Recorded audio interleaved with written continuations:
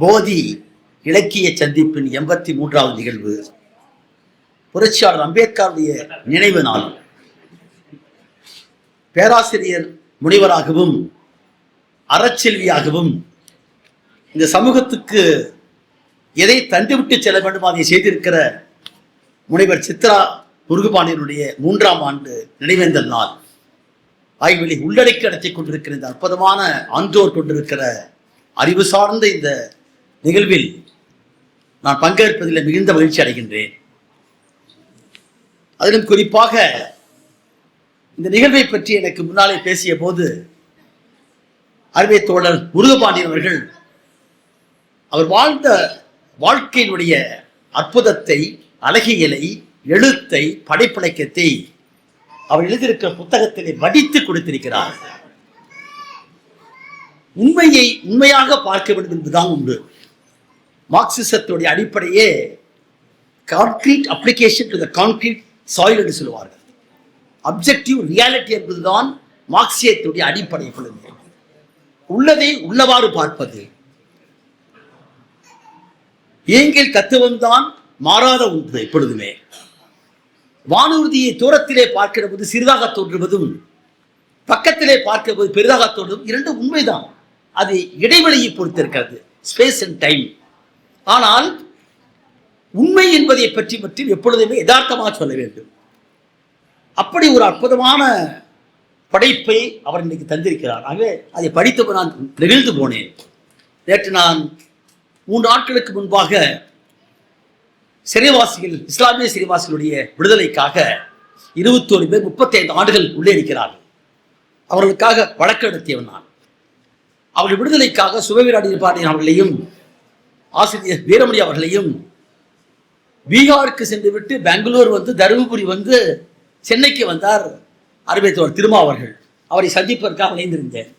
அவர் வீட்டுக்கு வர சொல்லிட்டார். வந்து அவர் வீட்டுக்கு திறலுக்கு பக்கத்திலே தான். இரவு 9 மணி நான் வீட்டுக்கு போகிறேன். அவர் தாயாரை வந்து அழைச்சிட்டு விட்டேன். ஏன்னா சின்னம்மா இறந்த பிறகு தாயாரை அழைத்து வந்த காரணத்தினால் வீட்டில் சாப்பிட வைக்காது. அவரை போய் சந்தித்தேன். அப்புறம் அவரோடு உணவருந்தி விட்டு தான் நிகழ்ச்சியெல்லாம் பேசிட்டு வந்தேன். அதற்கு பிறகுதான் இந்த புத்தகத்தை படிக்க ஆரம்பித்தேன். மறுநாள் காலையில் வருகிற போது இந்த நிகழ்விலே அதை பற்றி பேசுவதற்கு முன்பாக இந்த நிகழ்விலே அமர்ந்திருக்கிற நம்முடைய பெருமதிப்பிற்கு மரியாதைக்குரிய நம்முடைய பேராசிரியர் கவிமணி அவர்கள் எல்லோருக்கும் எடுத்துக்காட்டாக வாழ்ந்து கொண்டிருக்கிற அற்புதமான ஒரு புரட்சியாளர் அவர். இன்றைக்கு அவரும் தலைமை பொறுப்பேற்றிருக்கிற சிம்சன் அவர்களும் நிகழ்விலே பங்கேற்றிருக்கக்கூடிய நம்முடைய பெருமைக்குரிய சான்றோர் பெருமக்களும் இந்த நிகழ்வில் என்னோடு வந்திருக்கிற வழக்கறிஞர் கார்த்திக் அவர்களும் நிகழ்வை என்னை பாராட்டி வந்திருக்கிற நம்முடைய ராமச்சந்திரன் அவர்கள், அவரை பற்றி இந்த புத்தகத்தில் குறிப்பிட்டிருக்கிறார் ஐடி தலைவர் என்று சொல்லி. நம்முடைய கம்யூனிஸ்ட் கட்சியுடைய மாவட்ட செயலாளர் சாத்தையா மற்றும் அருமை குணசீலன் அவர்கள், எல்லாவற்றுக்கும் மேலாக எங்களுடைய மனித உரிமை பயணத்திலே எந்த விதமான எதிர்பார்ப்பும் இல்லாமல் அவர் சொன்னதை போல பங்கு கொண்டிருக்கக்கூடிய சுகுமார் அவர்கள் வந்திருக்கிறார்கள்.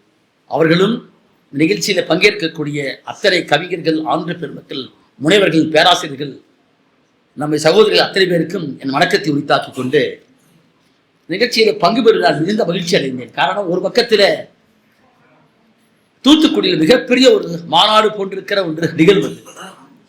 அந்த நிகழ்வில் எஸ்ஐஆரை பற்றி பேசுவதற்காக என்னை அழைத்திருந்தார்கள். 1 மாதத்துக்கு முன்பாக இருந்த போதிலும் கூட இந்த புத்தகத்தை படித்த பின்னால் அந்த நிகழ்விலே பேசுவதற்கு பல பேர் உண்டு. நான் வாஞ்சானை கூட அந்த இடத்துக்கு போச்சேன். நான் வந்து இந்த நிகழ்ச்சியை வந்து நான் பங்கேற்பது என்பது என்னுடைய மிகப்பெரிய வாழ்க்கையின் கடனாக நான் கருதுகின்றேன். ஆகவேதான் நிகழ்ச்சி வந்தவர். மனிதர்கள் பிறப்பதும் இறப்பது என்பது வாழ்க்கையினுடைய இயற்கை நியதியது. ஆனால் சில பேருடைய வாழ்வு மட்டும்தான் அது போற்றுதலுக்குள்ளாக இருக்கிறது. மார்க்ஸ் என்ற மாமனிதன் இறந்த போது அந்த இடுகாட்டிலே ஏங்கல்ஸ் பேசிய வார்த்தை என்பது உலகத்தின் மிகப்பெரிய கவிதை. அது மார்க்ஸ் என்ற மாமனிதன் இன்றோடு சிந்திப்பதை நிறுத்திவிட்டான் என்று சொன்னான். சிந்தனை தான் மனித சமூகத்துடைய வரலாற்றில் அவனுக்கு கிடைத்திருக்கிற மிகப்பெரிய ஒன்று. உழைப்பு மனிதனை சமூக மனிதனாக்கியது. உழைப்பும் கருவியும் இயற்கையும் சேர்ந்ததுதான் உற்பத்தி. பொருள் உற்பத்தி தான் மனித செல்வத்தின் அடிப்படை என்றார் Karl Marx. Material production is the basis of human society என்று செய்தார். அன்றைக்கு கையை தூக்கி கட்டு ஒரு சின்ன கல்லை தூக்கிய மனிதன் அதில் ஏற்பட்டிருக்கிற மாற்றத்தால் இன்றைக்கு ஆர்டிபிஷியல் இன்டெலிஜென்ஸ் வந்து வந்திருக்கிறான். இந்த கருவில் ஏற்பட்டிருக்கிற மாற்றம்தான் சமூகத்தை மாற்றி இருக்கிறது. நாடோடியாய் எல்லோரும் இன்றைக்கு இருப்பதை போல உறவுகள் இல்லாமல் அன்றைக்கு இருந்த புராதன கால சமூகத்திலே பொது உடைமையாய் எதை தேடினானோ அது கிடைத்தவற்றை பகிர்ந்து வாழக்கூடிய ஒரு சமுதாயத்தை கொண்டிருந்த மனிதன் ஆதிக்கம் எங்கு தொடங்கியது என்றால் அது பெண்ணடிமை துணைத்தில் தான் தொடங்கியதாக வரலாறு கூறுகிறது. எங்கல்ஸுடைய மிகப்பெரிய புத்தகம், அவருடைய குடும்பம் தனிச்சொத்து அரசு சொல்லக்கூடிய புத்தகத்தை நாம் எல்லோரும் படிக்க வேண்டும். எனக்கு கொடுக்கப்பட்டிருக்கிற தலைப்பு சாதி ஆணவ கொலைகள். அதோடு நம்முடைய புரட்சியாளராக இருக்கக்கூடிய அறத்தாய், எனக்கு வயது இப்போது 71. எனக்கு அவங்க தங்கை தான். அவங்க இருந்தாலும் கூட அறமான ஒரு வாழ்க்கையை வாழ்ந்திருக்கிறவை பற்றி பார்க்கிற போது எப்படி தான் வாழுகிற காலத்திலேயே ஒரு சமத்துவத்தை ஏற்படுத்தும் என்பதை எடுத்து காட்டி சென்றிருக்கிற பெருமைதான் அந்த அறத்தாய்க்கு உண்டு. எங்க அம்மா இறந்த போது அப்போ எங்க அப்பா கம்யூனிஸ்ட் கட்சியில் இருந்தவர். 1936 தொடங்கி ஒரு கம்யூனிஸ்ட் கட்சி தொடங்கினவர். 52 தேர்தலில் நின்னவர். எங்க அம்மா எங்க வீட்டில் எப்பயுமே 4 பேர்த்துக்கு சேர்த்தா சமைப்பாங்க. எப்பொழுதுமே நம்ம தோழர்கள் வந்துகிட்டே இருப்பாங்க. அது சோத்தை உருட்டி கொடுப்பாங்க, போதும் கையில் கொடுப்பாங்க எப்பயுமே. அவங்கள எங்க அம்மா இறந்த போது நக்கீரன் கோபால் விட்டு எழுதினாரு, சிவப்பு தாய் அவங்க எல்லோருக்கும் படைத்து கொடுத்திருக்கிற தாய் எழுதினாங்க. ஆனால் அவர் இருந்ததை காட்டிலும் அம்மா இருந்த நம்ம செல்வி சித்ரா அவர்களுடைய வாழ்க்கை இருக்கிறதே, தானும் வாழ்வது மட்டுமல்ல மற்றவர்களையும் வாழ வைக்கக்கூடிய ஒரு அற்புதமான அறத்தாயாக இருந்திருக்கிறதா பார்க்கிறோம். சாதாரணமான சொன்ன விஷயம். அம்பேத்கரை பற்றி பேசுகிற போது அம்பேத்கர் தெளிவாக சொல்லிவிட்டு போனார். 31வது பொருட்கள் சொல்கிறார்.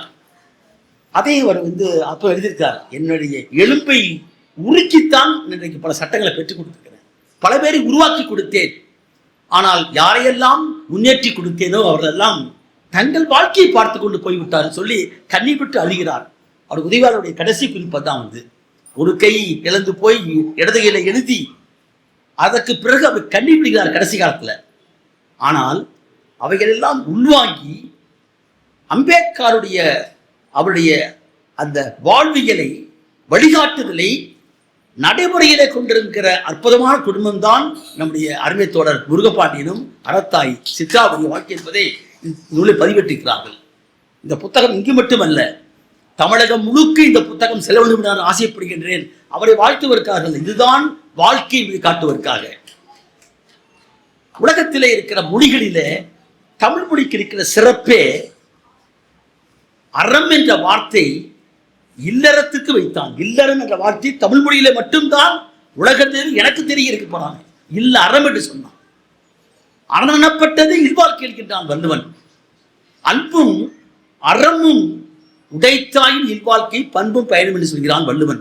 அது எல்லா பத்திலையும் போட்டுக்கிறாங்க எல்லாருமே. ஆனால் அதனுடைய உள்ளடக்கம் என்ன? ஆன்மா என்ன?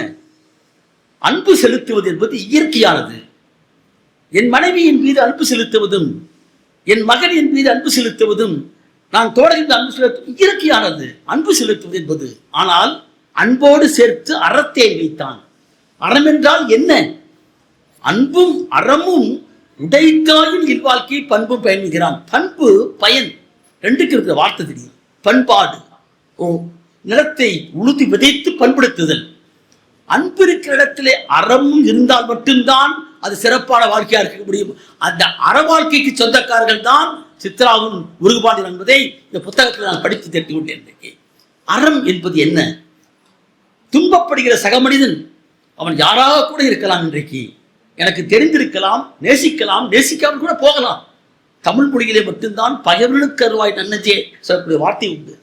அந்த சொல்லுக்கேற்ப மொழிக்கேற்ப அறத்தோடு வாழ்ந்தான் என்று சொன்னால் அன்பும் அறமும் உடைய வாழ்க்கை வாழ்ந்து கொண்டவர் தான் அறத்தாய் செல்வி சித்ரா அவர்கள். ஆகவேதான் நிகழ்ச்சியிலே நான் பங்கேற்பது மிகுந்த முக்கியம் என்று நான் கருதினேன். ஆகவே அவர் அற்புதமாக சொன்னார். அம்பேத்கர் எப்பொழுதுமே சொன்னார், என்னை எப்பொழுதுமே கடவுளாக்காதீர்கள், என்னை ஆயுதமாக்கி போராடுங்கள் என்று சொன்னார். அந்த போராட்டத்தை காட்டிய பெருமை இவர்கள் இருவருக்கு உண்டு என்பதை இந்த புத்தகத்திலே பார்த்தேன் நான். இங்கே அது அவர்கள் தொடங்கி இருக்கிற அந்த வாழ்க்கை 10/7/94 திருமண நாள் அன்று தொடங்கி இவர் விரும்பினாலும் அவர் முதலில் ஏற்றுக்கொள்ளவில்லை. ஆனால் அம்பேத்கர் நிகழ்வதால் தான் அதுவும் நடக்கிறது. பிறகு அந்த நிகழ்ச்சியை இயற்கையாக ஒருவர் மனம் திரும்பி ஏற்றுக்கொள்ளக்கூடிய வாழ்க்கையாக ஏற்றுக்கொண்டு, இவர் இருப்பது கிராமத்து மேடு, ஆனால் பள்ளத்தூருக்கு வந்தார், பள்ளத்தை நோக்கி வந்தார்.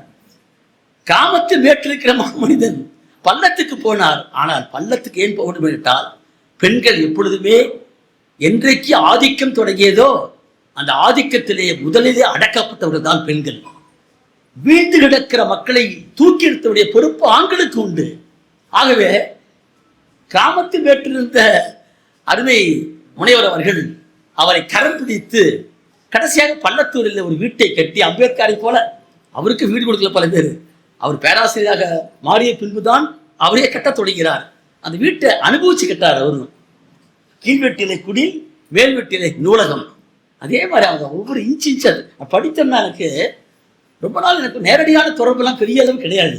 ஆனால் என்னுடைய தோழரை போல் நான் உடைகின்றேன். எப்படி சாத்தையா வந்தார், குணசீலன் வந்தார். ஒரு தோழர் என்று சொன்னால் உலகத்திலே யாருக்குமே கிடைக்காத பெருமை தோழன் என்ற வார்த்தைக்கு மட்டும்தான் உண்டு. அது சாது மதங்களை கடந்திருக்கிற ஒன்று.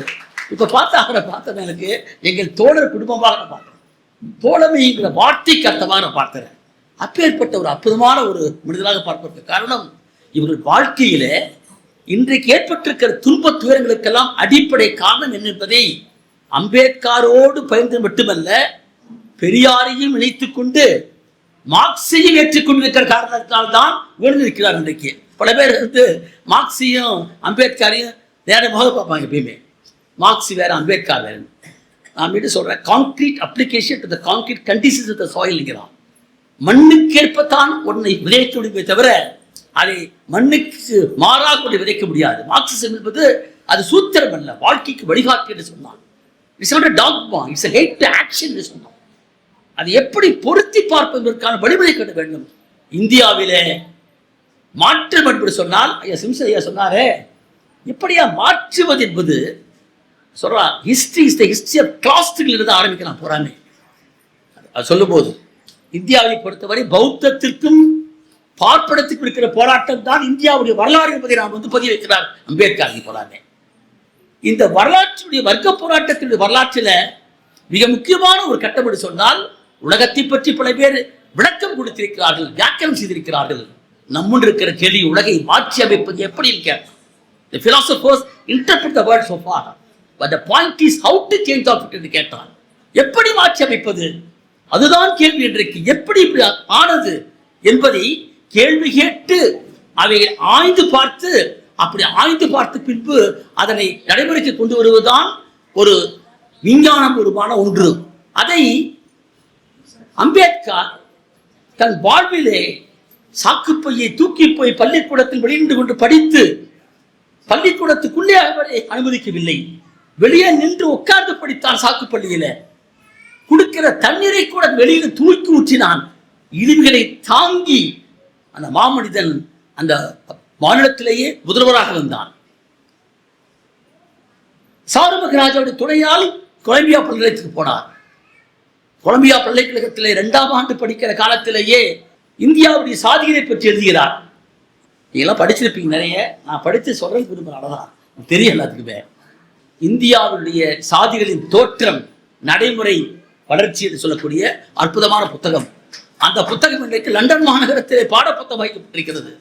23 வயதில் ஒரு மனிதன் இந்தியாவில் இருக்கிற சாதிகளை பற்றி ஆய்ந்து அந்த கொலம்பியா பல்கலைக்கழகத்துடைய அந்த மாபெரும் பேராசிரியர் என்று சொன்னால், அவர் வாழ்ந்திருக்கிற சந்தித்திருக்கிற இழிவுகள், அவமானங்கள், தடைகள் அத்தனையும் இன்றைக்கு கல்விதான் மாற்றி என்பதை கற்றுத் தேர்ந்தார். இந்த புத்தகத்தை எழுதுறாரு, எங்க அப்பா தலைமுறையெல்லாம் சைக்கிளில் போயிட்டு இருந்தாங்க, இப்போ நாங்கெல்லாம் காரு வக்கலா வீடு வசதியோடு இருக்கிறோம். அப்போ ரொம்ப அற்புதமாக இருக்கிற படிக்கிற போது இந்த வசதிகளை வாங்கி கொடுத்த பெருமை யாருக்கு உண்டு சொன்னால் அது புரட்சியாளர் அம்பேத்கருக்கு தான் உண்டு என்பதை பதிவு பண்ணார். நான் இதையே தான் ஈரோட்டில் ஒரு வழக்கில் பதிவு பண்ணேன். பெரியாருடைய சிலையை திருச்சிக்கு திருவரம்பூர்ல உடைச்ச போது இவன் தான் அர்ஜுன் சம்பத் தான் உடைச்ச போது அதற்கு எதிர்வினை ஆற்றார்கள் பெரியார் சார்ந்தவர்கள். அவர் என்ன செஞ்சாங்கன்னா, ஈரோட்டில் போய் அக்ரஹாரத்தில் போய் ஒரு மாணவர்கள் படிக்கிற அந்த மாணவர்கள் இன்னும் பூசாரி பார்ப்பனி 2 பேரை போய் முடிய அறுத்து கூடுதல் வெட்டி போட்டாங்க. வெட்டி அது 2 பெரிய வழக்காயிருச்சு. அந்த வழக்கை நான் ஈரோட்டில் நடத்த சொல்லி எங்கிட்ட ஒப்படைச்சார், குளத்திற்கு ஒப்படைச்சார் போடாமே. ஆனால் வழக்கை நடத்துகிற போது நான் தெளிவாக சொன்னேன், எப்பொழுதுமே புரட்சியாளர்கள் தாங்கள் செய்கிற செயலை பகிரங்கமாக ஒப்புக்கொள்வார்கள். உலகத்தில் இருக்கிற புரட்சியாளர்கள் எப்பொழுதுமே ஒன்றை செய்தால் அதை சொல்லிவிட்டுத்தான் செய்தார்கள், செய்த பின்பு மறுக்க மாட்டார்கள். அப்படித்தான் அவன் கேஸ் நடத்துன்னு சொன்னேன். அவர் அதை ஒத்துக்கிட்டார் போறாங்க. அந்த வழக்கிலே அவர் பீட்டர்னு ஒருத்தர் இருந்தார், ஜான் பீட்டர். இப்போ இதில் கன்னியாகுமரி இருக்காரு போறாங்க. அந்த சாட்சியை விசாரிக்கிறேன், நான் புட்டியில் போட்டு விசாரிக்கிறேன். அப்படி கேட்குற கேள்வி கேட்குறேன். இந்த மாதிரி சத்யராஜ் நடித்த படம் நீங்கள் பார்த்துருப்பீங்க அம்பேத்கரை பற்றி. அதில் அதாவது பெரியாரை பற்றி பெரியாருடைய படம் வந்துச்சு. அந்த பெரியாருடைய படத்தில் பெரியாரும் ராஜாஜியும் நட்போடு இருப்பாங்க, பார்த்துருப்பீங்களான்னு கேட்டேன். ஆமாம் பார்த்துருக்கேன். ஏன்னு சொல்ல வரும்னா, பெரியார் எந்த காலத்திலேயும் பார்ப்பனனுக்கு எதிரி அல்ல, பார்ப்பனியத்துக்கு மட்டும்தான் எதிரி என்பதை தெளிவுபடுத்துவார் போறாமே. அது கேட்ட போது 2 மணி நேரம் நான் போட்ட உடனே அந்த ஜட்ஜி கேட்டார், வாட்மோகன் always you are using the word பார்ப்பனியம் what is that கேட்டார். அப்போ நான் புரிஞ்சுட்டேன், ஓ அப்போ இவருக்கு அது தெரியாது, இவருக்கு பிஏ படிச்சிருக்காரு, உண்மைதான், நல்ல சிறந்த முடிந்த அவரு படிச்சிருக்கு தெரியல என்ன. அப்போ நான் சொன்னேன், அவரை சொன்ன கோச்சுக்குவார் ஜான் பீட்டர். அவர் நெல்லை மாவட்டத்தில் கன்னியாகுமரி மாவட்டம். வசதி குறைவாக இருந்தால் சாணா இருப்பாங்க, வசதி வந்துச்சுன்னா நாடாரே இருப்பாங்க. அப்புறம் மலையில் இருந்தார் அவங்க அப்பா. இப்போ அவர் நீதிபதி ஆகிட்டார். அவரை சொன்ன கோச்சுக்குவார். நான் என்ன சொன்னேன், எங்கள் அப்பா பவானில் சுற்றி அடிக்கிற தொழிலாளியாக இருக்கிற மகன் இன்றைக்கு நீதிமன்றத்தில் நிற்கிறேன்னு சொன்ன காரணம் பெரியாரும் அம்பேத்கர்னு சொன்னேன். அவரும் பதிவு பண்ணிக்காரு, பதிவு பண்ணிக்காரு போறாங்க. சொல்லிட்டு நான் இப்போ சொன்னீங்க, நான் உங்களுக்கு கடைசியாக சொல்லிட்டு ஆர்குமெண்ட்ல சொன்னேன். இந்திர சௌகானியுடைய வழக்கில் மண்டல் கமிஷனுடைய வழக்கை பற்றி சேலஞ்ச் பண்ண போது அந்த வழக்கில் அற்புதமான தீர்ப்பு. அதில் 262வது பேரால சொல்லுவான், வர்ணாச தர்மம் என்றால் என்ன, வர்ணாச தர்மம் சொல்லக்கூடிய 4 வகை கலைஞர் அப்புறம் அப்படி தெளிவாக சொல்லுவான். அதை சொல்லி இதில் நாம் யார், நாம் இன்றைக்கு இந்த 4 வர்ணத்துக்குள் இருக்கிறவன், வர்ணத்துக்கு அப்பாற்பட்டு இருக்கிற அவர்கள் யார், அவன் ஏன் தீண்டத்தகால் நான் என்கிற விஷயத்தோடு தான் பார்க்கணும். நான் சொல்லுறேன், நாம சொன்னா தப்பா எடுத்துக்குவாரு. சுப்ரீம் கோர்ட் தீர்ப்பு, கான்ஸ்டியூஷன் பெஞ்ச், அது மெண்டல் கமிஷன் பெஞ்சு, ரத்தனவேல் பாண்டியன் அதில் இருக்காரு. ரொம்ப அற்புதமான தீர்ப்பு அது. பேக்வர்ட் கமிஷன் போறாங்க. எதற்காக அம்பேத்கர் 56 ராஜினாமா செய்தாரோ அது மிக முக்கியமான ஒன்று என்பது, பிற்பட்ட மக்களுக்கு தனியாக ஒரு ஆணையம் அமைக்க வேண்டும் என்று கேட்டால், சூத்திரர்களை இந்த வர்ணத்துக்குள் கொண்டு கீழே காலில் வைத்து விட்டு சண்டாளாகிய விட்டு தீண்டத்தகாதவன் பார்த்தால் தீட்டு தொட்டால் தீட்டு சொல்லக்கூடிய உழைக்கிற மக்களை, நிலத்தோடு கைகொண்டு உற்பத்தி பெருக்கி கொடுக்கிற மக்களை தீண்டத்தகாக ஆக்கியிருக்கிற கொடுமை உலகத்தில் வேறு எங்குமே கிடையாது. இந்த 2 பேரையும் இணைக்கிற போதுதான் சரியான மாற்றம் வரும் என்பதை உணர்ந்து 56 அதை வைத்தார். நேரு அப்போது மறுத்தார். அதுதான் இப்ப பேக்வர்ட் கமிஷன் வந்திருக்கு, மண்டல் கமிஷன் வந்திருக்கு. இதை போற சொல்லி ஆர்கியூ பண்ணேன், நம்ப மாட்டீர்கள். தொடர அந்த 2 வழக்கையும் நீதிபதி நடத்தல ஆமான்னு சொன்னேன். ஆமா, அதாவது கோயிலுக்குள் போனது உண்மை, முடி வெட்டுறது உண்மை, கூடுதல் அறுத்தது உண்மை. ஆனால் யார் செஞ்சாங்கிறது தான் முக்கியம். Offence is admitted, but offender is disputed. எப்பயுமே எனக்கு இருக்கிற சட்ட அறிவில் என்ன பண்ணோம், நான் பெற்றிருக்கிற மார்க்சிய அறிவில் இன்னைக்கு ஐபிஎஸ்ல அவன் பெருசெல்லாம் கிடையாது, ஏன்னா அதோட சேர்ந்து தான் போறாங்க. அஃபென்ஸ் இஸ் அட்மிட்டட், ஆமான்னு சொன்னேன். நடந்தது உண்மை. பெரியார் வெறும் சிலை அல்ல, அது ஒரு தத்துவம், அது வழிகாட்டியது. இந்திரா காந்தி கொல்லப்பட்ட போது ராஜீவ்காந்தி என்ன சொன்னார், ஒரு பெரிய ஆலமரம் விழுகிற போது அது கீழ் இருக்கிற செடிகளும் கொடிகளும் கூட ரசித்து போகும் என்று சொன்னார். தவிர்க்க முடியாது. அதுக்கு ஒரு கவுண்டர் ஆக்ஷன் சொன்னார். அதே போலத்தான் பெரியார் என்ற தத்துவத்தை, சிலையை நீ இடித்திருப்பது என்பது அதற்கு ஏற்பட்டிருக்கிற எதிர்வனை தான் தவிர வேறல்ல. நடந்தது உண்மை என்று சொன்னேன். ஆனால் அரசு தரப்பிலே இவர்தான் அன்றைக்கு அந்த இடத்திற்குள் புகுந்து முடிவெற்றினார் என்பதற்கான சாட்சியம் கிடையாது என்பதை சொன்ன பின்னால் அந்த ஒன்றுக்காகவே 2 வழக்கையும் விடுதலை செய்து தீர்ப்பளித்தார். அது அதே பத்திரிகை போட்டுக்கலாம். இதை நான் சொல்றது காரணம், வரலாறு என்பதில் எப்படிப்பட்ட வரலாறு சொல்ற அவர் battle is not only for power, it's for dignity என்ற வார்த்தையை போடுறார். நமது போராட்டம் வெறும் அதிகாரத்துக்காக மட்டுமல்ல, மாண்புக்கானது. மாண்பு நாய்களுக்கும் பூனைகளுக்கும் மாடுகளுக்கும் இருக்கிற மரியாதை கூட மனிதனுக்கு கிடையாதுங்கிறான். உங்களுக்கு வசந்த் பூட்டுடைய அற்புதமான புத்தகம் உண்டு, ஒரு தலித்தின் பார்வை என்று சொல்லக்கூடிய புத்தகம். அந்த புத்தகத்தில் எழுதலாம், மகர் என்று சொல்லக்கூடிய அந்த ஒடுக்கப்பட்ட சாதியில் இருக்கிற மனிதன் தெருவிலே நடக்கக்கூடாது. காலையிலே நடந்தால் அல்லது மாலையில் நடந்தால் நடக்கவே கூடாதுன்னு தலைமுறான். ஏன் தெரியுமா? காலையிலே போகிற போது உதிக்கிற சூரியனுடைய நிழல் மேற்பட்டு அது மேற்கே விழும், மாலையிலே மேற்கே மறைகிற சூரியன் நிழல் அவன் மீது பட்டு கீழே விழும். ஆகவே காலையோ மாலையோ நடக்கவே கூடாது, நிழல் கூட படக்கூடாதான். எப்பதான் போறதப்ப உச்சி வழியில் வருகிற போது போறான், நிழல் காலு கீழே விழும். அப்ப என்ன செய்யணும்? அவன் கழுத்துல சட்டியை கட்டிக்கணும். அதுதான் அன்றைக்கு இருக்கிற கொடூரமான நிலைமை. ஏன் எச்ச வந்தா அதுதான் துப்பணும்னு சொன்னான். இப்படிப்பட்ட ஒரு கொடூரமான வாழ்க்கை கொண்டிருக்கிற ஒடுக்கப்பட்ட மக்கள் அவுட் கிளாஸாக திண்டத்தவர்கள் வைத்திருக்கிற ஒரு கொடுமையை ஆய்வு செய்த பின்புதான் அவர் சொன்னாரு, இவைகளை மாற்றுவதற்கு நாம் இறைகளெல்லாம் போட முடியும், இறகெல்லாம் கேட்க முடியும், போடுமா உரிமைகளை போராடித்தான் பெற வேண்டும் என்று சொன்னார். அந்த போராட்டத்துக்கான கருவிதான் அவர் உருவாக்கி கொடுத்திருக்கக்கூடிய அரசியல் சாசனம் என்பது. அது சாதாரணமான ஒன்று அல்ல. நான் கம்யூனிஸ்ட் கட்சியிலே முழுநேர உறுதியாக பணியாற்றியவர். தோழர் நல்லகண்ணுவோடு, தோழர் தூராஜாவோடு, ஆதிமூலத்தோடு சென்னையிலே பாடநடத்திலே 150 ரூபா மாத சம்பளத்தில் தான் சட்டக்கல்லூரில் படித்தவன் நான். ஆனால் நான் கம்யூனிஸ்டாக இருந்து முழுநேர உறுதியாக இருந்து கற்றுக்கொள்ளாததை மேலவர வழக்கிலே தோழர் ரத்தனம் எடுத்து நடத்தின வழக்கில் சேலத்துக்கு மாற்றி நடத்துகிற போதுதான் ஒரு தலித்தின் வழியை நானே புரிந்து விட்டேன் என்பதை. ஒரு தலித்தின் வழி என்பதை அம்பேத்கர் என்ற ஒரு மாமனிதன் அப்பட்டிருக்கிற துன்பத்தை, துயரத்தை, வழிகளை, அவமானத்தை ஒரு தலைமையான நிர்வாகிக்கிறார் இருக்கிறார். ஆனால் ஒரு சாதாரண பியூன் அவருடைய தொட்டு எழுதின சீட்டை தீட்டு கிடைக்கிறான். சாதாரணமான ஒன்று அல்ல. இப்ப இது வழியை எப்படி தெரியும்? காந்தி எப்படி தெரியும்? காந்தி ஒரு செட்டியார், வியாபாரத்துக்காக படிக்கப்படுறாரு. அவரு வியாபாரத்துக்கு படிக்கப்படுறவர் பாரஸ்டே வராரு, இங்கிருந்து மீண்டும் சவுத் ஆப்பிரிக்கா போறாரு. சவுத் ஆப்பிரிக்காவுக்கு போன பின்புதான் அபார்த்தீட் நிறவரி என்பதை வாழ்க்கையில் பார்க்கிறார். தூக்கி எறிகிறார்கள் ரயில்வே பட்டியலிருந்து. அப்பதான் தெரிந்தவருக்கு வாழமுருகன் என்ற தொழிலாளி, தமிழகத்தை சார்ந்திருக்கிற தொழிலாளியுடைய மண்டை உடைக்கிறான் முதலாளி. அப்போதுதான் தொழிலாளினா என்னன்னு தெரியுது. அந்த 20 ஆண்டுகள் வாழ்க்கைக்கு பின்னால் இந்தியாவுக்கு வருகிறார். இந்தியாவில் நடந்து நடந்து நடந்து மதுரைக்கு வந்த பின்புதான் ஒரு சாதாரண தொழிலாளி, விவசாய தொழிலாளின்னு சொன்னா அரக்கோமணத்தை கட்டியிருப்பான்னு அப்போதான் அவருக்கு தெரியுது. ஆகவே எனக்கு கொடுக்கப்பட்டிருக்கிற தலைப்புக்குள் போவதற்கு மேல சில பூர்வாங்க விஷயத்தை சொல்றதுக்கு காரணம், இங்க இருக்கிறவங்க போறாங்க மெத்த படித்தவர்கள், அது மட்டும் இல்ல அம்பேத்கரை ஆய்ந்தவர்கள். ஆனால் இந்த சாதிய என்ற நிலை இருக்கிறது, அது எப்படி ஒடுக்க முடியும் என்பதுல அம்பேத்கர் தெளிவா சொல்லிட்டு போனார். தான் விஷயம். இப்ப எனக்கு உங்களுக்கு தெரியும், கிராமங்கள்ல போனா செருப்பு தைக்கிற தொழிலாளி திண்டத்தகாதவன், ஏற்றுக்கிறோம், திண்டத்தகாதவன் ஒதுக்கிறேன். காரைக்குடிக்கு ஒரு பேட்டா ஷூ கம்பெனிக்கு போங்க, நீங்க போய் உட்காந்தீங்கன்னா உங்க காலில் ஷூவை தூக்கி மாற்ற தெரியுமா? மலையாளத்துக்கார பாப்பா உட்காந்துருப்பான்.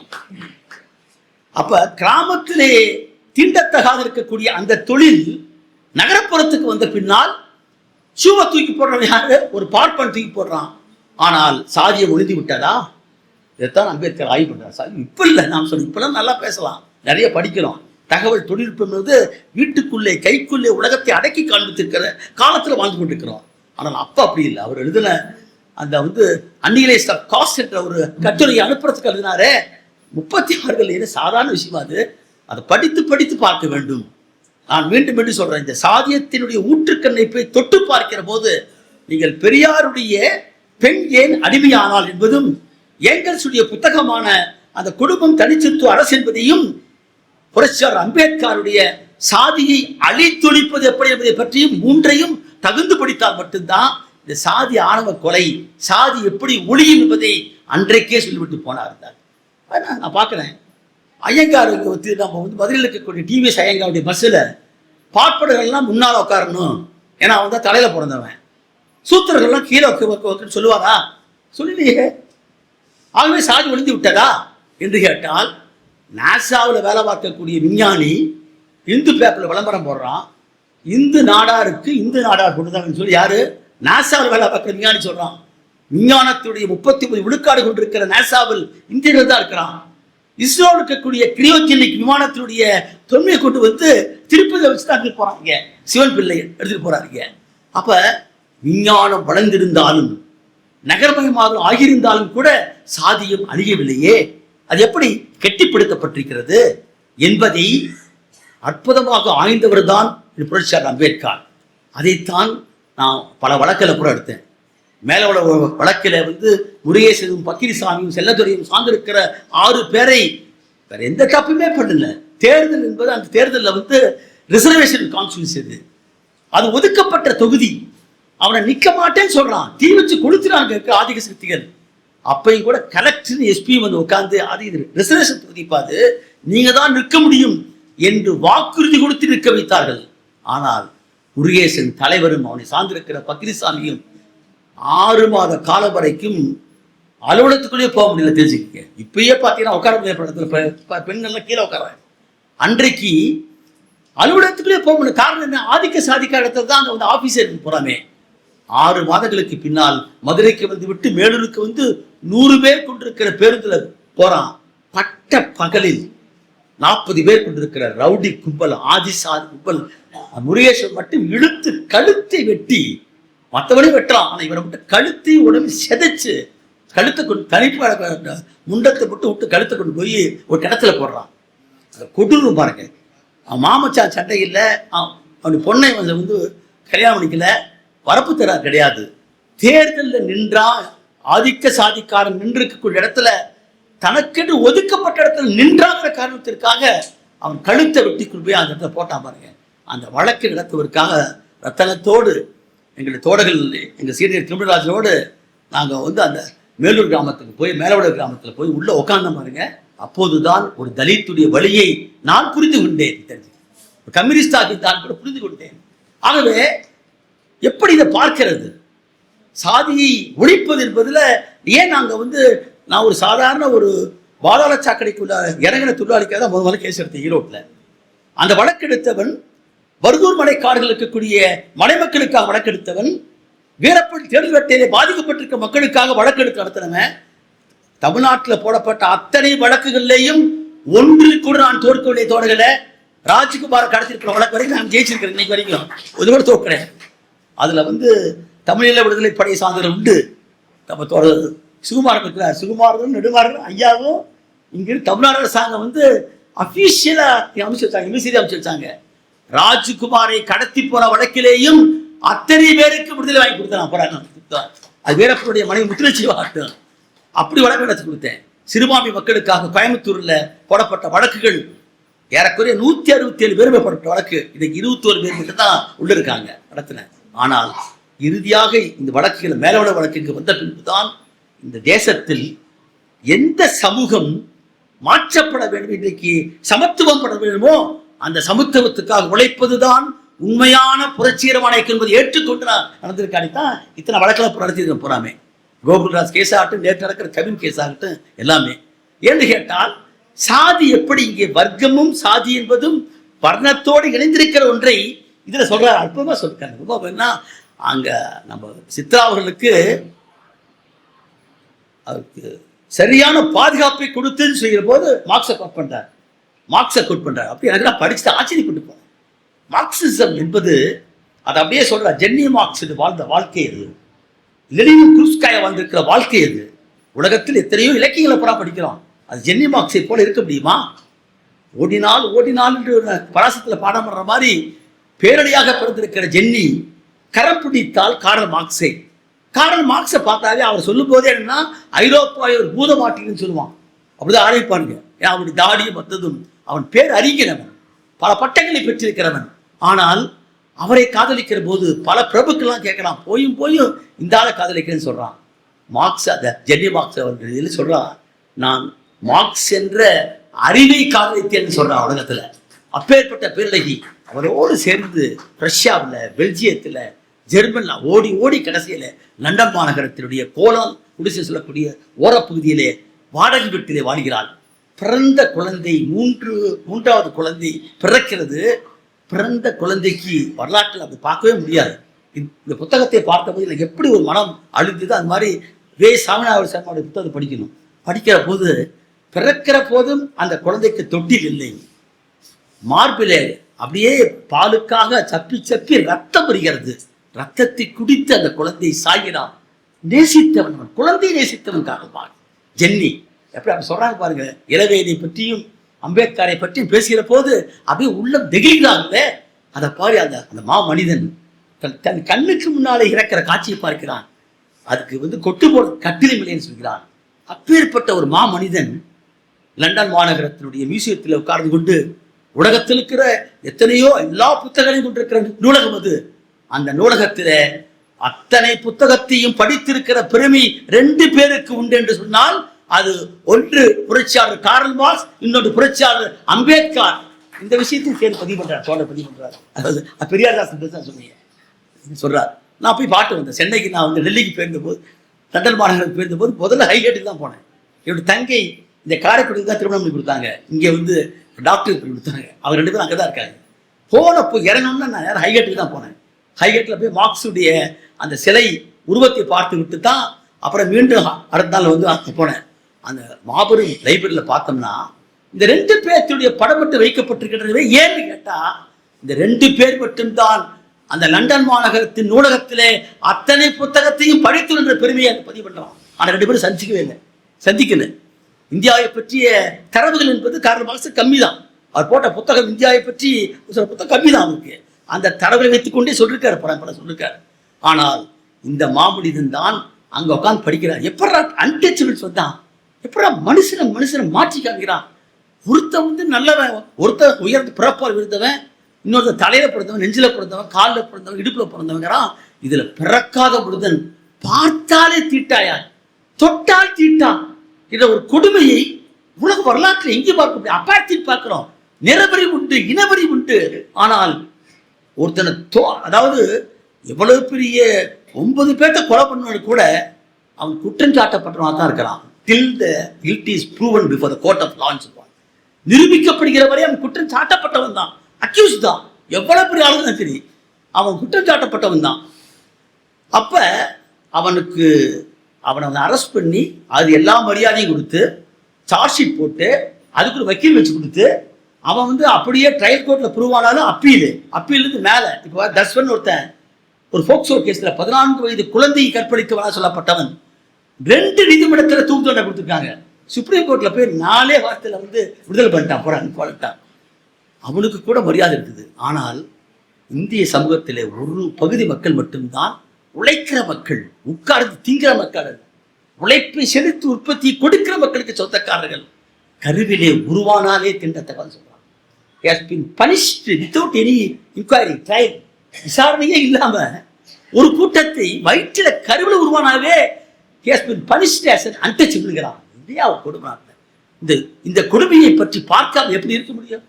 ஆகவே நீங்க இதோடு சேர்ந்து அந்த தலைப்பையும் போட்டு கொடுத்தது எனக்கு பெருமைக்குரியது. என்னன்னா அம்மாவை பத்தி பேசுறோம், அம்பேத்கரை பத்தி பேசுறோம். ஆனால் வாழ்ந்து கொண்டிருக்கிற காலத்தில் இது எப்படா ஒழிப்பதற்கு என்ன முடியும் என்பதை செஞ்சு காமிச்சாங்க அவங்க வாழ்க்கையில. ஒரு கடைசியா அந்த அம்மா மீனாட்சி மிஷன்ல அங்கதான் முதல்ல செஞ்சுரி சங்கத்துக்கு போறாங்க. அப்பயே அவங்க சோதிக்கிறாங்க. அன்னைக்கே பார்த்துருந்தா நல்லா தெரிஞ்சுக்கலாம் அநேகமா தெரியல. அந்த மருத்துவமனையில் கடைசியா அவன் இருக்கிற போது இறப்பு நிச்சயம் என்ற பின்னால் அங்க தூய்மைப்பணி தொழிலாளியை கூப்பிட்டு சேலையை கொடுக்க சொன்னா இவர் ஒரு சேலையா கிடையாது, இல்லை 5 சேலையும் தேய்ச்சி கொடுத்துருவாரு. யாருக்கு? தூய்மைப்பணி தொழிலாளிக்காக. தன் வீட்டிலே வேலை செய்தாலும் உணவு உட்கார்ந்து தான் அமர்ந்தணும், ஓட்டுநர் வந்தாலும் அமர்ந்து தான் சாப்பிடணும். சொல்லுக்கும் செயலுக்கும் எவன் சம்பந்தப்பட்டிருப்பானோ அவன்தான் உண்மையான மனிதன் பிறகு எடுத்துக்காட்டு. அம்மா அவன் சித்ரா தொடர்தான் எவ்வளவு பெருமை வந்து அதை மனிதன் சொல்றாரு பாரு. எல்லா இடத்துலையுமே அவர் தான் சொல்லுவார், இவரை மட்டும்தான் தான் சொல்லுவார். பாண்டியன் இருப்பார். அது என்ன சொல்றாருன்னா, பெரியாருடைய கடைசி பற்றி நீ படிச்சு பாருங்க, நீங்க படிச்சிருப்பீங்க எல்லாருமே அறிவார்ந்த மக்கள். பெரியார் வந்து பெண் ஏன் அடிமையானாலும் சொன்ன கடைசி வார்த்தை, கடைசி கட்டுற இந்த பெண்ணடிமைத்தனத்தை ஒழிக்கிறதுக்கு என்ன கடைசி வந்து சொல்றாரு, ஆண்மை அழிய வேண்டுகிறார். கடைசியா கலைக்கிறதா ஆண்மை அழியணும். முதல்ல இந்த ஆணாதிக்க சமூகத்தில் இருக்கிற விஷயம் அழியணும். அதை அழித்து காட்டிய பெருமை அருமை தோழர் வந்து இன்னைக்கு வந்து அரசபுரி வாங்கிக்கணும். அதான் நான் வந்து அவரை வந்து எங்க தோழராக பார்க்கிறேன். என்னால் வேறுபடுத்தி பார்க்கவே முடியாது. எப்படி நம்ம கல்விமணியாளர்களை பார்த்த ஒரு நாள் பவானி வந்திருந்தாரு. அதுக்கு பிறகு அப்படி நான் நடவடிக்கை பூரா பார்த்தேன். எனக்கு அவர் எந்த சாதி எந்த தெரியாது. தோழன் அவ்வளவுதான். இந்த சமூகத்துல ஒடுக்கப்பட்ட மக்களுக்காக குரல் எடுத்தால் நீயும் நானும் தோழன்னு சொன்னாலே சேகுவாரா, அதே போல் இன்னைக்கு வந்து அப்படி குடும்பம் வந்து எனக்கு அப்படியே பார்த்தா நெகிழ்ந்து போயிட்டேன். நான் வந்து ஆகவேதான் இந்த நிகழ்ச்சிக்கு வந்து கட்டாயம் வந்தியான்னு போட்டு வந்தேன் நான். அப்ப இந்த சாதியத்தினுடைய ஊற்றுக்கண்ணை வைத்து பார்க்கிற போது தொடக்கம் எங்கிருந்து வருகிறது? ஆதிக்கம் எங்கு உண்டோ அங்கிருந்து தொடங்குகிறது. இந்த ஆதிக்கத்துடைய தொடக்கமே பெண்ணடிமைத்தனம் தாங்கிறார்.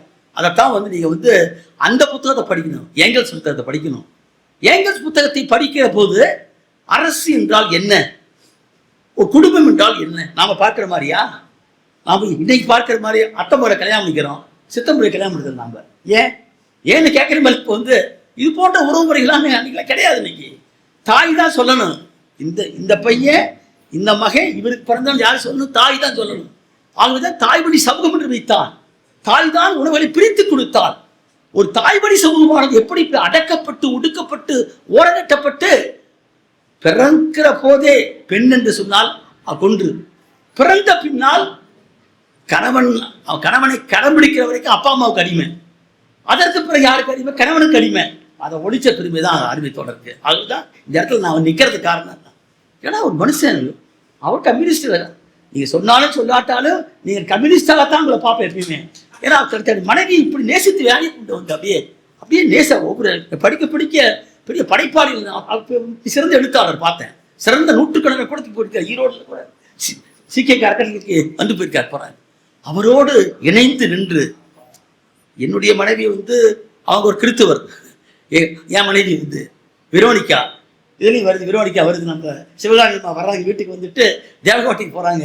வெரோனிகாவை பார்ப்பதற்காக போறாரு. என் மனைவி பேர் வெரோனிகா தான். அவர் நாங்கள் காலேஜில் தான் பண்ணோம்.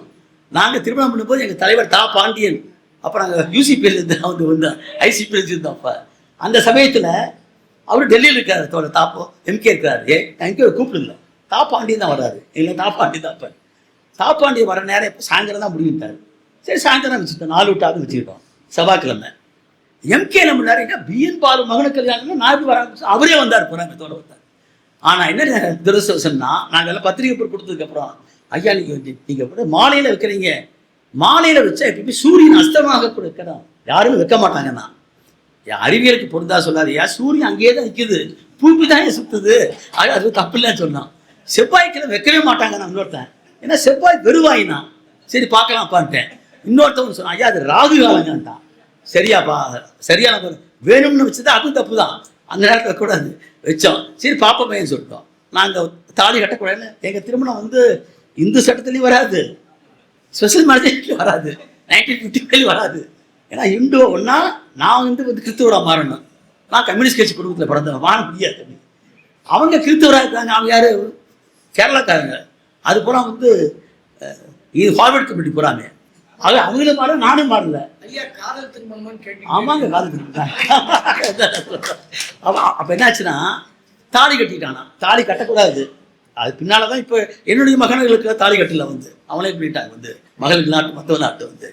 ஆனால் நாங்கள் என்ன சொன்னோம்னா, தயவுசெய்து யாருமே மொய் வச்சிடாது, ஏன்னா திருப்பி வைக்க மாட்டோம்னாங்க, மிஞ்சி வச்சாங்க. அதை அப்படியே கம்யூனிஸ்ட் திருஷ்டி கொடுத்தேன். நான் கொடுத்தேன்.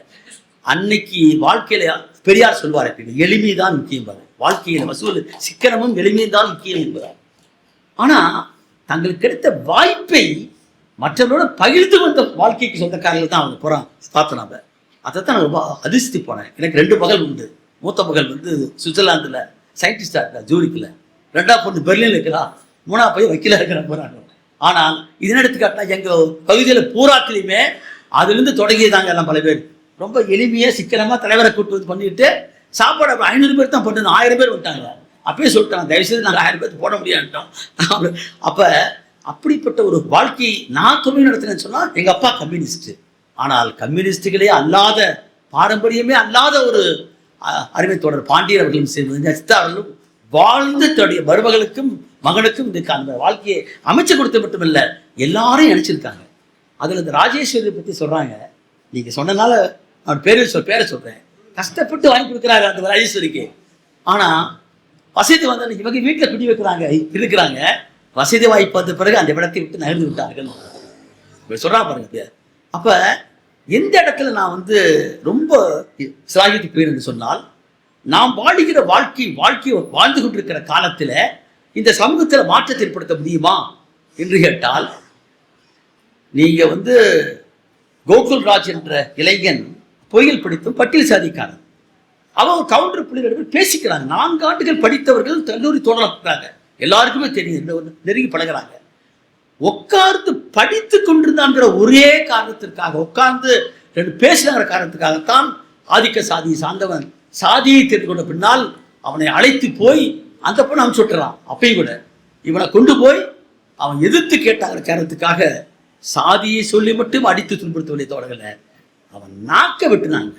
அதாவது அவனையே பேச வைத்து, அவனையே வந்து எழுத வைத்து அந்த டிராக்கை கொண்டு போய் கழுத்தி மட்டும் வெட்டவில்லை, நாக்க விட்டுருக்காயா. காலையில் அவனை பார்க்குறான். அன்னைக்கு காலையில் 10:30 மணிக்கு பார்த்தான். ஒரு 1.5 மணி நேரம் தான் மொத்தமே.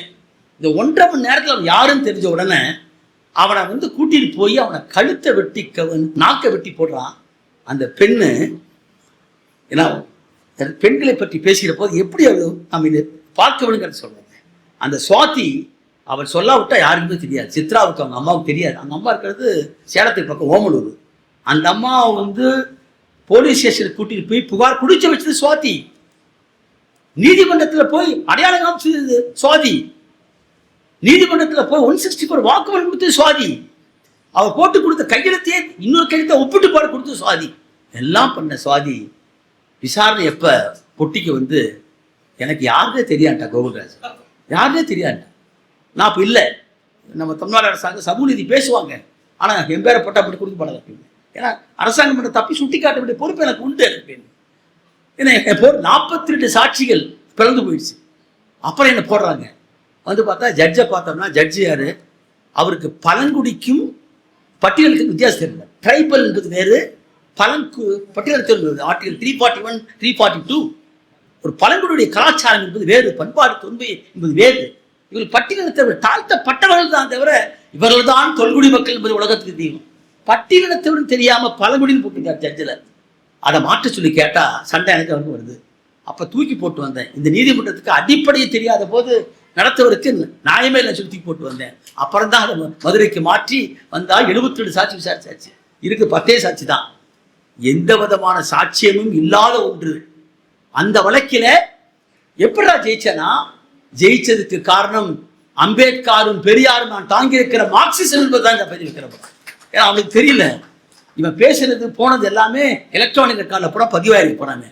அவைகளை பூரா கொண்டு வந்து ஒரு ஊடகத்தில் கொடுத்துக்கிற செய்தி பேட்டி அதெல்லாம் இன்வெஸ்டிகேஷன்லேயே வரல. இன்வெஸ்டிகேஷன்லேயே வராத ஒன்றை கொண்டு வந்து எந்த யுவராஜ் நான் மலைக்கே போகல யாருன்னு தெரியலன்னு சொன்னானோ அவன் கொடுத்த பேட்டியை வைத்து ஒரு போஸ்ட்மார்ட்டத்தை வச்சு அந்த எலக்ட்ரானிக் எவிடன்ஸ் டிஜிட்டல் ஃபுட்டேஜை வச்சு 3 மட்டுமே வச்சு வரலாற்றில், இந்திய வரலாற்றில் முதல் முறையாக வன்கொடுமை வழக்குகளில் வந்து இறுதி வரை சாகிற வரைக்கும் அவனுக்கு வந்து பிணையே கிடையாது, அவனுக்கு அது வரைக்கும் நடந்து சொன்னது இது ஒண்ணுதான் என்று கேட்டால், நான் என்ன சொன்னா எனக்கு கேள்வி கேட்கிறாரு. நீ வந்துருதான் நினைக்கிறேன் தோணுது.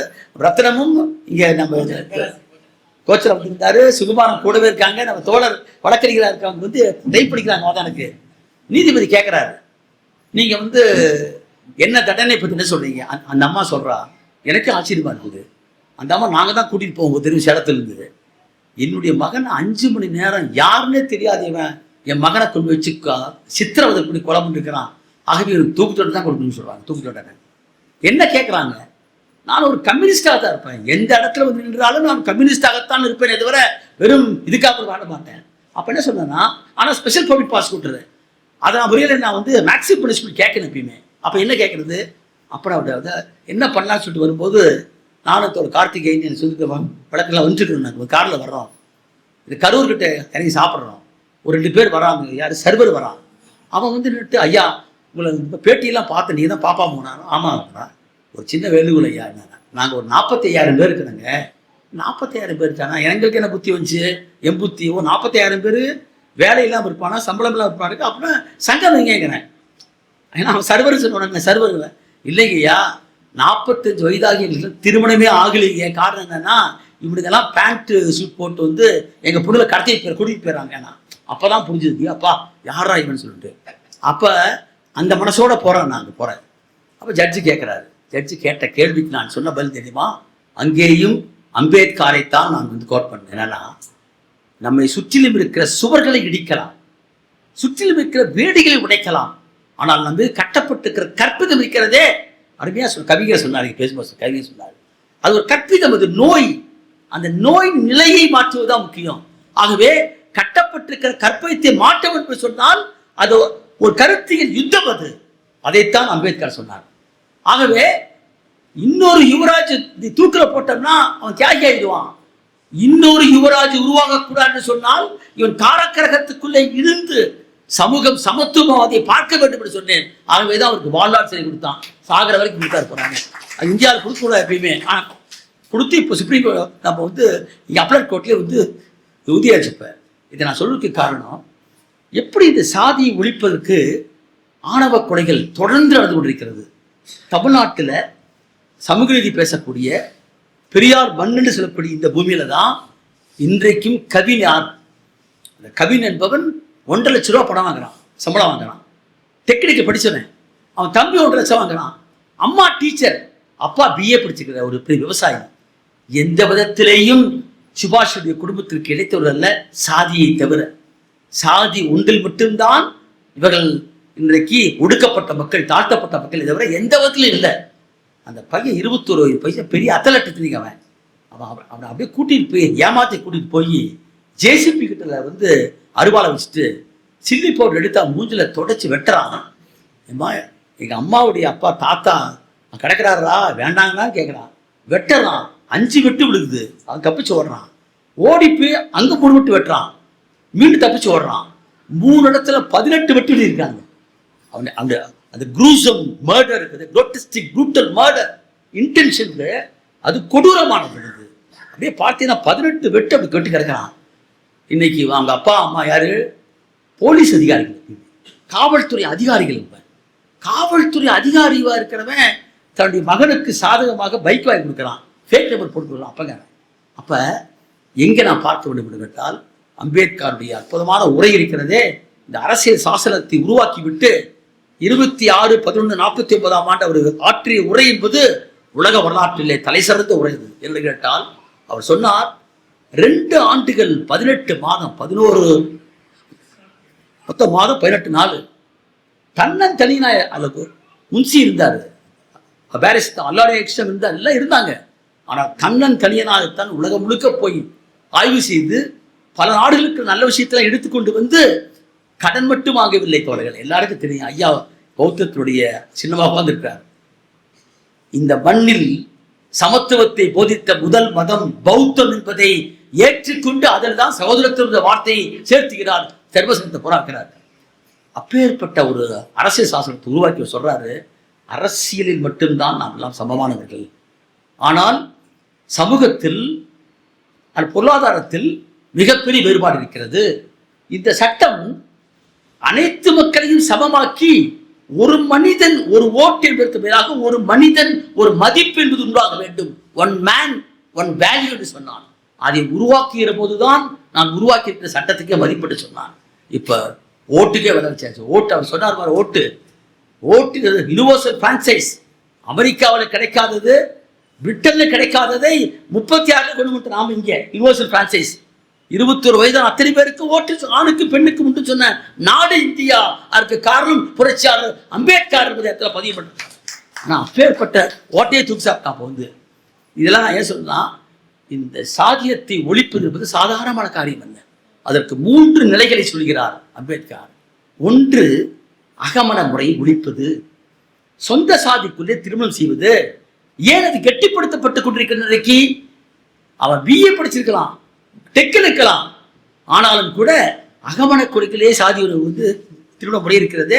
அதுதான் இன்றைக்கு கவின், சங்கர் கௌசல்யா, திவ்யா இளவரசன், கோகுல்ராஜ், ஐஸ்வர்யா நாள்தோறும் நடக்கிற குத்தலை எங்கிறது சொந்த சாதிக்குள்ளே திருமணம் செய்வது. இந்த அகமண முறையை ஒழித்து, எண்டோகமி அதை ஒழித்து புறமண முறையை கொண்டு வருவதுதான் முதல் தொடக்கம். ஆகவே காதல் தான் சமத்துவத்தினுடைய முதல் படி இந்தியாவில் சொன்ன பெருமை அம்பேத்கருக்கு உண்டு. அதைத்தான் வாழ்க்கையில செஞ்சிருக்காங்க அவங்க. அது மட்டும் இல்ல, சொந்த மகனை செய்யறாரு. எவ்வளவு பெருமையா அவங்களுடைய இவங்க சொல்றாரு, அம்மாவுடைய எங்க அப்பா சொல்றாரு, உன்னை நான் பெற்று வரவலாக பெற்றதுக்கு என்னை வரங்கிறார், எனக்கு கிடைத்திருக்கிற பேர் என்கிறார் போறாங்க. அப்படி வாழ்க்கையை வைத்துக் பார்க்கிறார். இது தனி மனித வாழ்க்கையில் ஏற்படுத்துவது, நிச்சயமாக சமூகத்தில் பாதிப்பு ஏற்படுத்துவது. அகமண முறையை ஒழித்தல் என்பதை நாம் பேசுகிறவர்கள் சொல்லி காமிக்கணும், செஞ்சு காமிக்கிறது. அதை செஞ்சு காமிக்கிற பெருமை யாருக்கு உண்டு? இங்கே அமர்ந்திருக்கக்கூடியவர்களுக்குத்தான் உண்டு. பெரியாரையும் அம்பேத்கரையும் மார்க்சியையும் ஏற்றுக்கொண்டிருக்கிறது தான் இதை செய்ய முடியும் என்பதை நிரூபித்து காட்டியதால் தான் இந்த மேடைக்கு ஒரு மிகப்பெரிய புகழ் இருக்கிறது. அகமடைய ஒரு ஒழிப்பது சாதாரணமான காரியம் அல்ல. அடுத்ததாக சொல்றான், இரண்டாவதாக பிறப்பால் ஏற்றத்தாழ்வை பார்ப்பது, பிறப்பால் தொழிலை நிர்ணயிப்பது.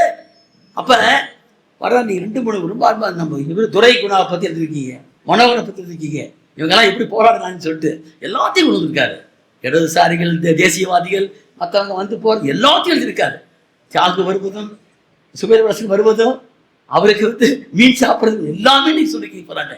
ஆனா இந்த பிறப்பால் ஏற்றத்தாழ்வை ஒழிப்பதும், அந்த இந்த இந்த தொழில்தான் உண்டு என்று சொல்லக்கூடிய முறையை ஒழிக்கிற காலம் இருக்கிறதே, அது 2வது கட்டம் தான். 3வதாக இருப்பதான் மிக மிக முக்கியமானது, மிக மிக முக்கியமானது. அதுதான் மூடப்பழக்க வழக்கங்கள், புனருஸ்தானங்கள், ஜாதகங்கள், ராமாயணம், மகாபாரதங்கிறார். இந்த 3ஐ ஒழிக்காமல் சாதியை ஒழிக்க முடியாது. ஆகவேதான் சாதியை அழிக்கிறேன்னு சொல்ல, அழித்து ஒழிக்கிறேன்னு சொல்றாரு. அது சாதாரண வார்த்தை கிடையாது, போற சொல்ல அவரு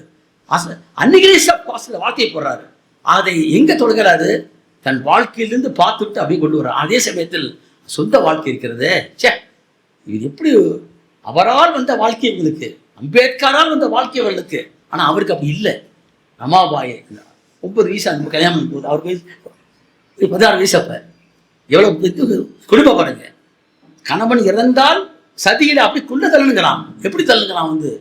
அப்படியே எண்ணெயை காய்ச்சி அந்த அம்மா உடம்பு முழுக்க எண்ணெய் ஊற்றி விட்டுருக்கான். போட்டு விட்டு கணவன் இறந்த பின்பால் அதோட கட்டி வச்சுக்குவான். என்னையா கொடுமை நாட்டில், இப்பேற்பட்ட கொடுமை, சதி, வரதட்சணை கொடுமை, இளம் வயது திருமணம், அதற்கு பிறகு இருக்கிற டவுரி அப்படியே கொண்டு வர பாருங்க. இதவே இந்த சாதாரண இதற்கெல்லாம் விளக்கம் கொடுத்து எல்லாம் சொல்லி கடைசியாக சொல்றான், காந்தி சுட்ட பின்னால் நீதிமன்றத்திலே கோட்சே நின்று சொல்லுகிறான், கீதையை படித்தேன் காந்தியை சுட்டேங்கிறான். சாதாரணமான விஷயம், கீதையை படித்தேன் காந்தியை சுட்டேங்கிறான். இன்னைக்கு கூட நம்முடைய தோழர் செல்வராஜ் MP, நாகையினுடைய MP இதுல பேசிருக்காரு, பார்லிமெண்ட்ல பேசியிருக்காரு. ஜீவாவுடைய பாட்டை பாடி காமிச்சு பேசியிருக்காரு. அவர் சொன்ன வார்த்தையை தான். ஏன்னா அவரு தான் கீதையை ராம் ராம் தான் சொன்னார். கீதா அவரு ராம் ராம்னு சொல்லிட்டு சாகிறவரையே சுட்டம் யாரு? நாத்துராம் கோட்சே. இன்னைக்கு காந்தியினுடைய பேர் கொண்டிருக்கிற அந்த மிகப்பெரிய திட்டத்தை, MNRG சொல்லக்கூடிய மகாத்மா காந்தியுடைய ஊரக வேலைவாய்ப்பு உறுதி திட்டத்தை, அடித்தட்டு மக்களுக்கு கிடைக்கக்கூடிய மிகப்பெரிய வாய்ப்பை அடிச்சது வரைக்கும் ஜீரணமா போடுறான், வாயிலே நுழைய மாட்டேங்குது. அப்ப எந்த நோக்கத்திற்காக நாக்பூர்ல உருவாக்கப்பட்டதோ அந்த RSS காரன் நிற்கிறான், மறுபக்கத்தில் நாம் நிற்கிறோம். சமூகத்துல சமத்துவத்தை பார்க்கணும், மனிதர்களை சமமாக பார்க்க வேண்டும். எந்த மதமையா ஒருத்தனை நீ தீண்டத்தகாத கோயிலுக்கு வெளியே நிற்கிறேன்னு சொல்றான். பூனா பேக்டுக்கு அப்புறமேல அவர் எதிர்பார்க்கிறார். காந்தி பேசுறாரு, காங்கிரஸ் கட்சி பேசல. இன்னைக்கு ராகுல் பேசுறாரு, ஆனா எல்லா கட்சியாரும் பேசல. எல்லா கட்சியும் பேச மாட்டேங்கிறான், காங்கிரஸ்காரு பேச மாட்டேங்கிறான் RSS என்பதை. அப்ப அதை எதிர்க்கிற படையில இருப்பது யாருன்னு கேட்டால், இன்னைக்கு இங்க அமர்ந்து கொண்டிருக்கிற படையை போட்டிருக்கிறவர்கள் தான் அதை எதிர்க்கிறாங்க, ஒரு அனைவரும் இருக்கிறாங்க. ஆகவேதான் இந்த இடத்துக்கு மிகுந்த முக்கியத்துவம் போறாங்க. அப்ப சாதியை ஒழிப்பதற்கு இதெல்லாம் தேவைப்படுது போறான். இங்க என்ன வருது? காவி மட்டுமல்ல, காவியோடு சேர்ந்து கார்பரேட் அடைஞ்சிருக்கிறான். இந்த கார்பரேட் கிடைக்கிற விஷயத்தை மட்டும்தான் இந்த இடத்துல சொல்லலாம் விரும்புகிறோம். நாம அம்பேத்கரை பேசுகிறோம், பெரியாரை பேசுகிறோம். எந்த இடத்துல உங்களுக்கு வெறும் சமூகத்தில் இருக்கிற இந்த சாதி ஆதிக்கம் இருக்கிறதே, அது எப்படி உருவானுச்சு? அதுக்கு என்ன அடிப்படை? மனிதனுடைய உழைப்பு தான் உற்பத்தியை பெருக்கி கொடுக்குன்னு சொல்றோம். 1 கோடி ரூபாய் கொண்டு வந்து டேபிள்ல வச்சு என் சட்டை வானா வருமா? இந்த சட்டைக்கு பின்னால் இருக்கிற பருத்தியை விதைத்தவனும் ஒரு தலித் தொழிலாளியா இருப்பான். அவன் சேற்றிலே கால் வைத்து அவன் சலையை சீர்த்தி வேர்வையை ரத்தமாக்கித்தான் பருத்தி விளைவிக்கிறான். அந்த பருத்தி பஞ்சாகி நூலாகி துணியாகி சட்டையாக போடுவதற்கு பல பேருக்கு உழைப்பு இருக்கிறது. அந்த உழைப்பு இன்றி உற்பத்தி ஆகாது. உழைப்பு கருவி இயற்கை, அதனுடைய இதை வளர்த்துக்கிறது. உற்பத்தியில் இருக்கிற அனைத்து பேருடைய அந்த சமூகத்தன்மை உற்பத்தியான பின்பு விநியோகத்தில் மாறி போகிறது. 4 மணி நேரம் நான் ஃபேக்டரி கேட்டுக்குள்ள போய் உழைச்சனா, அந்த ஃபேக்டரி கேட்டுக்கு 4 மணி நேரத்தினுடைய உழைப்புக்காக ஊழியம் வந்துருச்சு. என்னுடைய உழைப்புக்கான ஊதியம் 4 மணி நேரம் உழைப்பில் வந்து விடுகிறது. மீதி 4 மணி நேரம் உபரி உழைப்பாய் உபரி லாபமாய் குவிக்கப்பட்ட மூலதனமாக ஒருத்தருக்கு போகுது. இந்த கூட்டம் தாண்டி இந்த இந்தியாவோட சாதியா இருந்தா உழைக்காம எங்கேயோ மேல உட்காந்துக்கிட்டு மற்றவனை பூரா தட்டி விட்டு வர்ணமாக்கி அவன் பிளக்க வச்சுக்கிறான். ஆகவேதான் இதை கூர்ந்து நோக்கிய பெருமை யாருக்கு உண்டு சொன்னால் அம்பேத்கருக்கு உண்டு, பெரியாருக்கு. பல பேர் இருக்கிறாங்க இதிலே சொல்றாங்க. அம்பேத்கருடைய தலைவர் யாரு? 3 பேரை சொன்னாங்க. 3 பேர்ல ஜோதிராம் புலே, கபீர் பார்க்கல. நீங்க இந்த நெருக்கு இதை அவங்க செய்யாததான். ஜோதிராம் புலேவை போல சாவித்திரி புலேவை போட்டு ஒரு வீரம் அங்கே உண்டு உலகத்துல. 2 சட்டை 2 ஜாக்கெட் 2 சேலட்டி போவான். செருப்பால் சாணியால் மலத்தால் அடிப்பானா. அங்கு போன பின்பு மீண்டும் மாட்டு சேலை கட்டி கொண்டு சொல்லிக் கொடுத்தார். அவர்களுக்கு இடம் கொடுத்த பெருமை யாருக்கு உண்டு? இஸ்லாமியருக்கு உண்டு சொல்றான். அப்பேற்பட்ட ஜோதிராம் புலே, சாவித்திரி புலே, நம்ம ரெட்டமலை சீனிவாசன், அயோத்திய தாசர், சிங்கார வேலை, ஜீவானந்தம், எத்தனையோ பேர் இருக்கு. ஆனால் இவர்கள் இதற்கான வடிவத்தை கொடுத்த பெருமை என்று சொன்னால் அது அம்பேத்கருக்கு உண்டுதான் உண்டு இந்தியாவில். ஆகவேதான் அம்பேத்கரோடு பெரியாரோடு மார்க்சியத்தை உள்ளடக்கி செல்கிற போதுதான் இந்தியாவில் வெற்றி பெற முடியும். அதுக்கு காரணம் இதை எடுத்துக்கொண்டு போனது யாரு? ஜோதிராம் புலே தாழ்த்தப்பட்டவர் அல்ல. சிங்காரவேலு சீனிவாசராவ் ஒரு தாழ்த்தப்பட்டவர் அல்ல. ஆனாலும் அவர்கள் அதை தூக்கினார்கள். பேராசிரியர் கவிமணி இன்னைக்கு இருக்கிறாரு. எப்படி அப்படியே இவரை குலசாமி கட்டுப்பிடிக்கிறான். அங்க இருக்க ட்ரைபல்லாம் பார்த்தோம்னா அந்த மக்களுக்காக ஆகடித்துக் கொண்டவர்கள். மார்க்சும் லெனினும் இல்ல இவெல்லாம் அவெல்லாம் தொழிலாளி கிடையாது, தொழிலாளி வர்க்கமாக மாற்றிக்கொண்டவர்கள், தங்களை டீக்ளாஸ் ஆக்கினவங்க. ஆகவே இவர்களை எல்லாம் இத்தனை ஆண்டு காலம் ஒதுக்கி ஓரங்கட்டி வைத்திருக்கிற கூட்டம் எது உண்டோ அந்த ஜனநாயக படையும் சேர்ந்து வரணும். அதான் முக்கியம். ஒரு சுகுமாரன் அவரு எனக்கு தெரியாது, அவர் எந்த ஜாதி தெரியும். ஆனால் அவர் தாழ்த்தப்பட்டவர் இல்ல.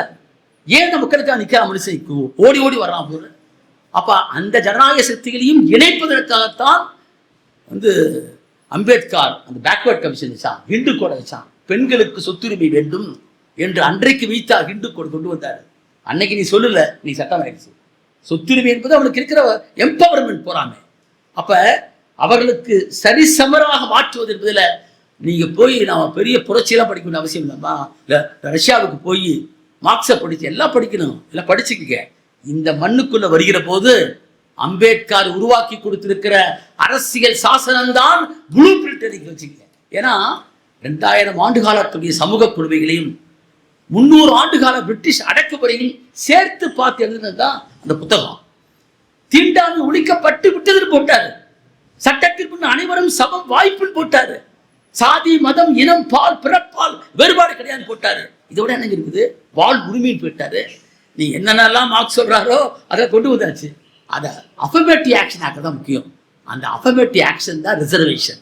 அந்த அஃபர்மேட்டிவ் ஆக்ஷன் தான் இன்னைக்கு இருக்கக்கூடிய வாய்ப்பு, கல்வி வாய்ப்பு, வேலை வாய்ப்பு, அவைகளை பெற்றுக்கொண்டவர்கள் வாழ்க்கைக்கு வழிகாட்டி இருக்கிறார்கள். அதுதான் இன்றைக்கு சமூகத்தில் அரசு என்று சொன்னால் இன்னைக்கு இருக்கிற அரசாங்கம் அல்ல. இந்த அரசாங்கம் 5 வருஷத்துக்கு ஒருத்தருக்கும் போயிடும். ஆனால் அரசு என்பது அப்படிப்பட்டது அல்ல. அரசு என்பது ஒடுக்குமுறைக்கான கருவி. சொத்துரிமையை பாதுகாப்பதற்கு, ஆதிக்கத்தை பாதுகாப்பதற்கு உருவாக்கப்பட்டிருக்கிற கருவிதான் இன்றைக்கு இருக்கிற அரசு. State is a creation of statute என்று சொல்லுவாங்க.